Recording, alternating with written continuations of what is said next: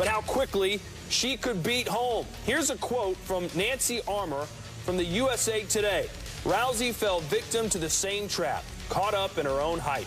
She took the over-the-top arrogance to the extreme, demeaning her opponents, manufacturing vendettas, threatening to beat up Kim Kardashian or anyone else who annoyed her.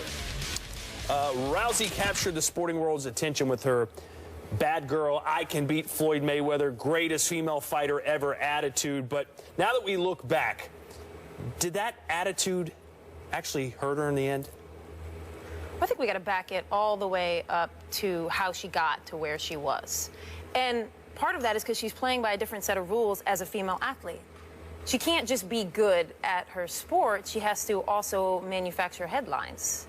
She has to, every time she approaches a fork in the road and can take the more explosive, confrontational route, or she could take the good girl, say the right thing route, she kind of had to take the explosive route because she needed to get attention. She needed to build a platform, and I thought she was really smart about how she did that. I mean, she won a medal, an Olympic medal in judo. We didn't know who she was. Obviously, moving into a sport where it's also validating this type of confrontational behavior was helpful to her. I don't think she would have been saying the same things if she was in a basketball or a tennis. A lot of it was the climate of what MMA and UFC brings. But, so my point is that if she was a male athlete, she could just say whatever she wanted, whether that was explosive or not, and being good at her sport would have gotten the headlines. She couldn't do that. She had to make the headlines. So in a lot of ways, we saw her manufacturing these interactions with Floyd Mayweather, with the Kardashians, with almost everything, with Bieber, too. She had to do that. Now, I do think that once she built her platform, she kind of kept her foot on the gas there. And I don't know if that was habitual. I don't know if she kind of got into a rhythm of like, I'm always taking that one road. I'm always taking that one road. She already had the 1.7 million Twitter followers. Everybody was tuning into her matches. I don't know that she needed to go the extra mile with Holly, but I do know that that is how she built her platform. And so I completely understand that that was habitual for her. You know, the conversation after this fight largely revolves around why has there been such a glee in Ronda Rousey's loss? Why have people been so ready to jump on this and say, see, she wasn't everything she was built up to be? You point out, well, she needed to take this road to draw attention to herself, that she needed to hype things up in order to achieve this status in the athletic world. But then the lesson should be clear. If your goal is look at me, if your goal is attention, be prepared for the kind of attention you are going to receive. It will come with the positive, and it will come with the negative. And what Ronda Rousey is experiencing this week, what people are saying this week, is a direct result of the look at me she performed for weeks. Now, I think it's interesting the words that you used, that Nancy Armour used. You said she had to manufacture headlines with the Kardashians. Armour said that she was caught up in her own hype. Here is why people are responding so gleefully to her loss, because they don't like being sold a lie. And Ronda Rousey's excellence, or not, that's not fair. Ronda Rousey was excellent. Ronda Rousey as the world's greatest female athlete, Ronda Rousey as somebody who could beat Floyd Mayweather, was a lie. And so when people hear that over and over, I think they have a natural reaction to that, a natural negative reaction to that. They gravitate, I think, perhaps naively and hope, that they gravitate towards the truth. And Ronda Rousey, and not just her fault, by the way, external forces made up the lie. Dana White, for the sake of his organization, for the sake of his sport, built her up bigger than she was. The idea that she could beat Floyd Mayweather was absurd, and she played that up, that she could take Floyd Mayweather.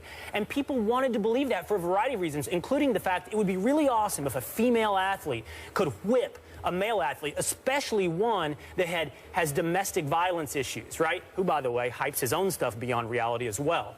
That would be such a sweet little modern story of justice. But the problem is, it wasn't true. Ronda Rousey was great. She was not the greatest female athlete of our time. She wasn't the greatest female athlete on the face of the earth. That's a huge insult to people like Serena Williams.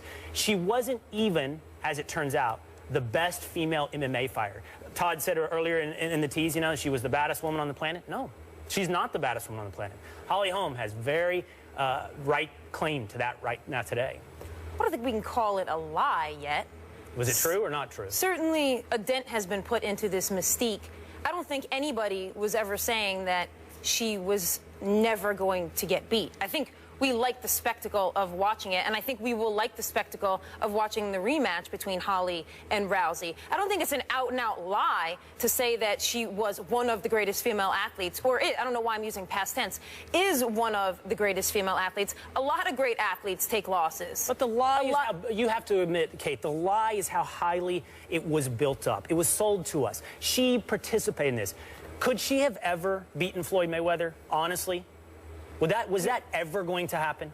If she can beat Floyd Mayweather? Yes. No, of course I don't. And I'm also not a proponent who thinks like women can play in the WNBA.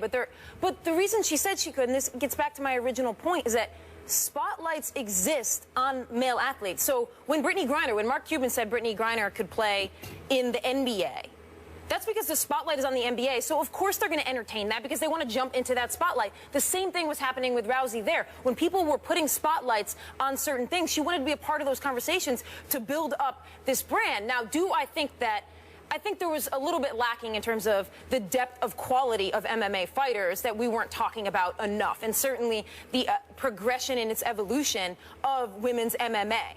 It's kind of like, well, 50 years from now, I'm assuming there will be a wealth more of MMA fighters, and Ronda Rousey will be seen more as like a pioneer who played and fought at a time where the depth wasn't there. But that doesn't, all she can do is fight in the moment she's in. So I don't think that completely distracts her. I think it's a little much to say she's a lie at this point. Certainly. Well, it wasn't true. Well, what wasn't true exactly? That she could beat any human anywhere ever?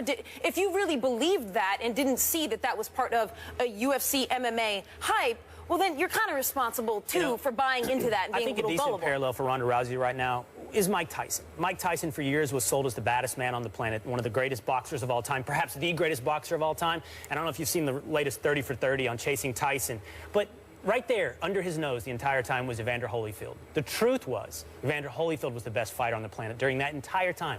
And Mike Tyson was way overhyped. Ronda Rousey, fairly similar. The question that we have on the screen is, was she too arrogant? And if you watch the fight itself, she didn't realize that she was getting beat. She had in her mind, I should be able to dominate this girl.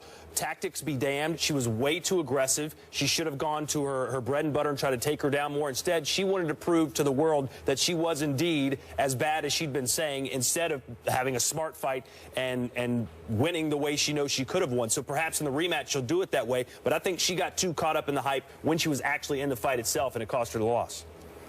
Could be. I believe she believed that hype. Yes, she believed it. The Cowboys are expected to finally have Tony Romo back this weekend. Can he save their season? Where's the halo and wings? Will's Cowboys season. Oh. And the Texans. Miracle. Texans too, you said? And a miracle. Polygamous. Not the Texans. Why are you so Texas-centric? Why? You can't Where I'm from. Yeah, but you can't support another team from another state? There's strict rules on that, Todd. We can go over what those rules are, but there are very strict rules on when you live in New York now, so you're...